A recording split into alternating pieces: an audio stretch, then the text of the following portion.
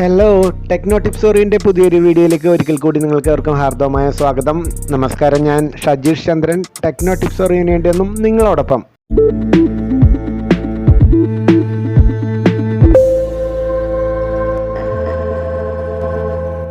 ഒരു screw driver മാത്രമുണ്ടെങ്കിൽ നിങ്ങൾക്ക് ഏവർക്കും തന്നെ വീട്ടിൽ വെച്ച് തന്നെ ചെയ്യാൻ കഴിയുന്ന ഹീറോ ഹോണ്ട കരിസ്മയുടെ എയർ ഫിൽട്ടർ ചേഞ്ചിങ് ആണ് ഇന്നത്തെ വീഡിയോയിൽ. വണ്ടിയുടെ സീറ്റ് ഉരുമാറ്റുന്നതിന് വേണ്ടി ഇഗ്നിഷൻ കീയിട്ട് ക്ലോക്ക് വൈസിലൊന്ന് തിരിച്ചതിന് ശേഷം ഈ കാണുന്ന ലിവറിൽ പിടിച്ചൊന്ന് താഴേക്ക് വലിക്കാം.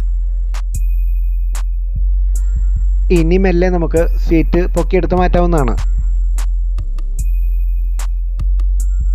ഇനി കാണിക്കുന്ന രണ്ട് സ്ക്രൂകൾ ഒരു സ്ക്രൂ ഡ്രൈവർ ഉപയോഗിച്ച് ഊരി മാറ്റി കഴിഞ്ഞ് കഴിഞ്ഞാൽ ഈ സൈഡ് കവർ നമുക്ക് എടുത്തു മാറ്റാവുന്നതാണ്.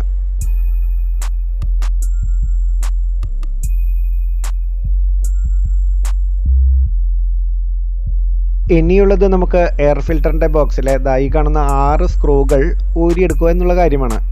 ഇതിൽ ഒരു സ്ക്രൂ ഒരൽപ്പം ഉള്ളിലായിട്ടാണ് ഇവിടെ.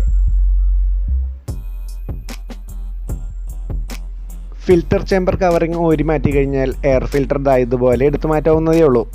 എയർ ഫിൽറ്റർ അത്യാവശ്യം നല്ല രീതിയിൽ പൊടിയടിഞ്ഞ് ഡാമേജ് ആയിട്ടുണ്ട്.